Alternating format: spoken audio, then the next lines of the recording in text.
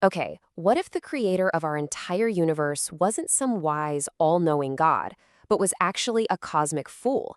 Today, we're diving into the dossier of one of the strangest, most malevolent creator figures out there, a being known as Saklas. And trust me, he's not your typical deity. He's more like a cosmic mistake with a serious God complex. And really, that's the heart of it all. So let's just throw out everything you think you know about benevolent design. Forget intelligent creation for a minute.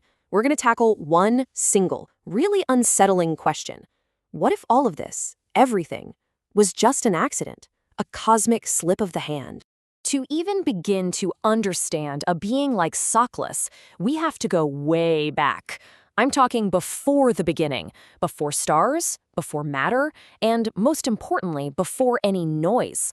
We have to start where it all began, with the silence. Now, in this particular mythology, this primordial state was called the monad. Just picture a perfect, unbroken whole. Nothing moving, nothing changing. It was defined by just one thing: absolute silence.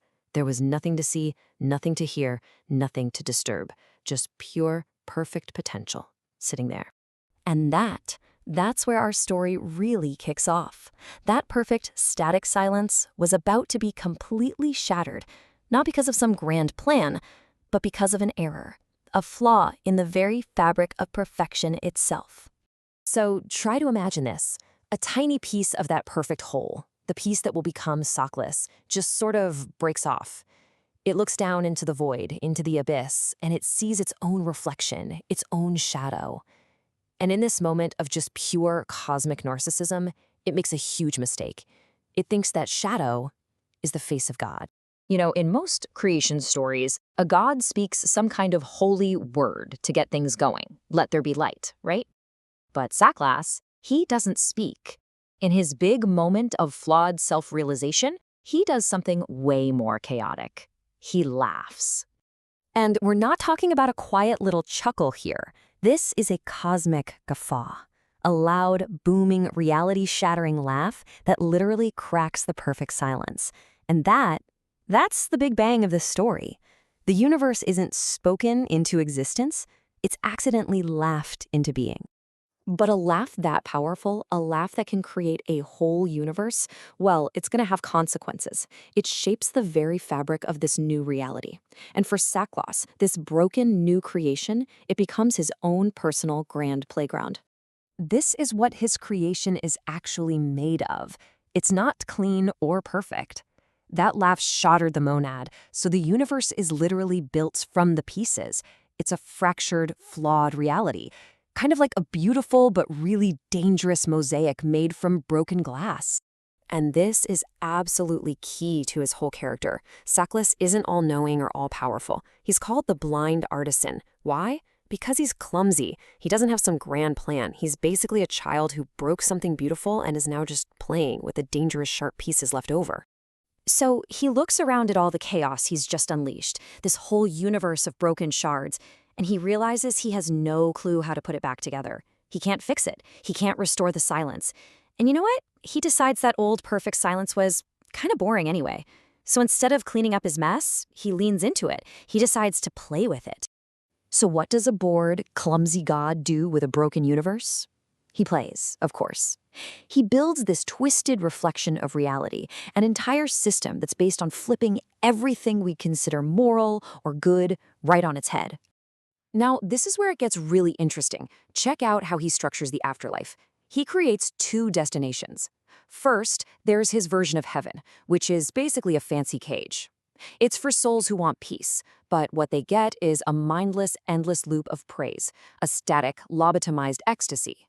But the second place, Earth, what he calls the living inferno, that's his real workshop.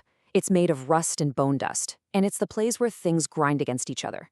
It's where the friction happens. So why does he prefer Earth, the messy place? It's because of his core philosophy. Saklas believes that the only true sensation, the only thing that makes you feel alive, comes from friction. He calls it agonizing joy. To him, suffering, struggle, conflict, those are the only things that create heat in a cold, silent cosmos. Peace? Peace is boring. Friction is life. So what does that make us in this grand playground of his? Are we his beloved children? Nope. We're his art supplies. He created humanity to be his paint. He just wants to see if the patterns of our blood, of our suffering, can create some kind of twisted masterpiece on the dust of his broken world. But hold on, what if humanity doesn't cooperate? What if people try to be good? What if they actually seek peace? Saklas can't have that. It would get way too quiet. So he builds a system to make sure the noise, the friction, never, ever stops. And this brings us right to his ultimate motivation. I mean, think about it. For a being that was born from a laugh that shattered silence, what is the one thing that would terrify him more than anything else? It's the one thing he can never escape, the memory of what was. His greatest fear is the true void, that perfect, absolute silence that he destroyed. The entire noisy, violent machine of the universe is just one big defense mechanism to keep that silence from ever coming back. His very existence depends on the chaos continuing. So he comes up with a solution. He sees souls on Earth trying to be peaceful and good, and he can feel that silence creeping back in. He can't have it. So he summons these 7 beings, the Red Judges, and gives them a very simple job. He tells them, don't punish sin, mandate it. Make humans greedy, make them proud, make them angry. Do whatever it takes to make sure they never find peace. And with that one command, the great engines of suffering begin to turn, creating that endless friction he loves so much. And all of this whole twisted system, leads us to the central thesis of Saklas's entire worldview. It's the one lesson that he, the fool, wants to teach every single soul that's trapped in his grand, broken playground. I mean, that says it all, doesn't it? Happiness, to him, is this quiet, ghost-like state. It's boring. He created us for one reason, to burn, to feel the friction of life, of sin, of struggle. Because in the house that Saklas built, the quiet saint might as well be a ghost. But the struggling sinner, well, the sinner is the only one who's truly, vibrantly alive. So we're left with this one last thought to chew on. If our reality really was designed by a God who fears silence and craves conflict, then what does it mean to seek peace? In a universe that was literally built to make you burn, is finding just one moment of quiet the greatest act of rebellion there is?